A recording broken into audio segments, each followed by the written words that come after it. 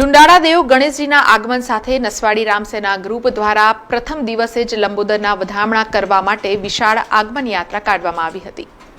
અનંત ચતુર્થીના શુભ મુહૂર્તમાં રિદ્ધિસિદ્ધિના દાતા ભગવાન ગણેશજીની આરાધનાનો ઉત્સવ શરૂ થયો છે, ત્યારે નસવાડીમાં રામસેના ગ્રુપ દ્વારા ગણપતિ બાપ્પાની આગમન યાત્રા યોજવામાં આવી હતી। આ યાત્રા નસવાડી શિવ મંદિરથી નીકળી હતી અને ગણેશ મંડપ સુધી 3 કિલોમીટરની યાત્રામાં રંગબેરંગી લાઇટો અને ડીજેના તાલ સાથે બાપ્પાને આવકારવા માટે કર્ણાટકથી બાહુબલી હનુમાનજીને પણ બોલાવવામાં આવ્યા હતા।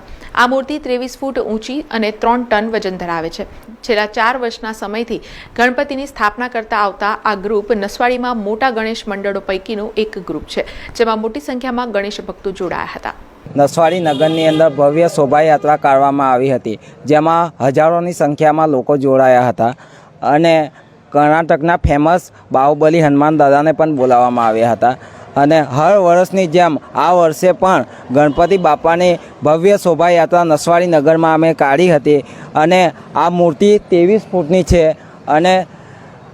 અને બેન્ડ ડીજે સાથે અમે નસવાડી નગરની અંદર શોભાયાત્રા કાઢી હતી। આ મૂર્તિનો વજન 3 ટન છે અને આની ઉપર રામ દરબાર સજાવવામાં આવ્યો છે, જે અમારા ગ્રુપને લગતું છે, રામસેનાને।